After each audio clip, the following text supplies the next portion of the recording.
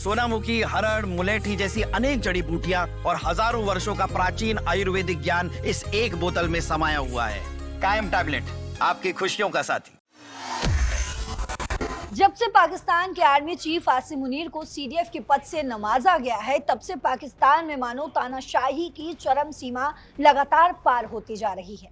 दरअसल पाकिस्तान की शहबाज सरकार, जो पहले खुद ही इस आशंका में, इस असमंजस में थे कि आखिर मुनीर को यह पद दे या नहीं दे, अब वही देश भर में अपने आर्मी चीफ आसिम मुनीर के विरोधियों का दमन करते हुए नजर आ रहे हैं। अब वो विदेशों में रह रहे आलोचकों को भी चैन से जीने नहीं दे रहे।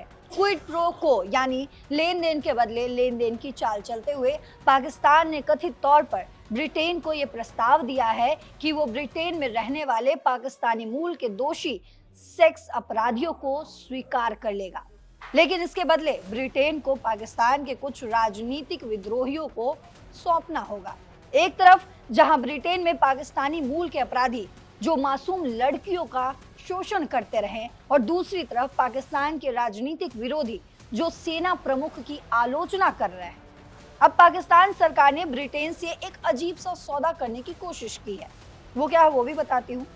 दरअसल तुम्हारे अपराधियों को हम सौंपेंगे और बदले में तुम उन आलोचकों को हमें सौंपो। ये है पाकिस्तान के प्रधानमंत्री शहबाज शरीफ की सरकार ने ब्रिटेन को एक प्रस्ताव दिया है कि आप मुझे दो, मैं आपको दूंगा, यानी ये सौदा है।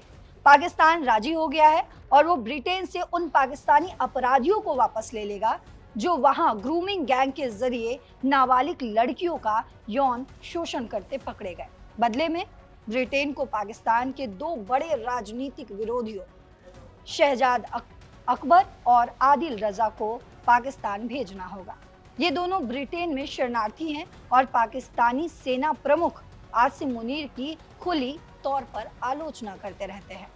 ये प्रस्ताव पाकिस्तान के गृह मंत्री मोहसिन नकवी और ब्रिटेन की हाई कमिश्नर जैन मैरियट के बीच हुई बैठक में सामने आया है। बैठक का आधिकारिक एजेंडा था सुरक्षा सहयोग, फेक न्यूज पर कंट्रोल और अवैध पाकिस्तानी नागरिकों को वापस भेजना। लेकिन असल में बात कुछ और ही है। ये डील ज्यादा गहरी है। असल में अमेरिकी मीडिया ड्रॉप साइट न्यूज ने इसे सबसे पहले रिपोर्ट किया। दोनों देशों की तरफ से आधिकारिक बयान में सिर्फ अवैध प्रवासियों की बात कही गई, लेकिन ग्रूमिंग गैंग के अपराधियों का किसी ने नाम तक नहीं लिया। अब आपको बताते हैं कि आखिर ग्रूमिंग गैंग है क्या। ये 1990 के दशक से ब्रिटेन के शहरों जैसे रोदरहैम, रॉचहेल्ड और टेलफोर्ड में सक्रिय थे। ज्यादातर पाकिस्तानी पुरुषों वाले ये गिरोह गरीब, कमजोर, सफेद लड़कियों को निशाना बनाते, पहले दोस्ती बढ़ाते, फिर दिमाग कंट्रोल करते, धमकाते और फिर गैंग रेप जैसी क्रूरता करते। एक केस में एक लड़की को एक ही रात में 30 से 40 मर्दों ने शोषित किया, और इतना ही नहीं, दूसरी लड़की को तो लगभग 100 से ज्यादा मर्दों का शिकार बनना पड़ा। 2012 का रोचडेल केस तो इतना बड़ा विवाद बन गया कि ब्रिटिश राजनीति हिल गई। इन अपराधियों में से करी अब्दुल रऊफ और अदील खान जैसे नाम शामिल हैं। एलन मस्क ने तो 2024 के अंत से ट्वीट कर कहा कि 2.5 लाख बच्चे इनके शिकार हुए और उन्होंने कानूनी लड़ाई के लिए फंडिंग तक की ऑफर की। वहीं जून 2025 में स्टारमर ने राष्ट्रीय जांच की घोषणा की, लेकिन वो अभी रुकी हुई है। पाकिस्तान इन अपराधियों को वापस लेने के लिए तैयार है, लेकिन शर्त यह है कि ब्रिटेन हमारे विरोधियों को सौंपे। अब बात उन दो लोगों की करते हैं जिन्हें पाकिस्तान चाहता है।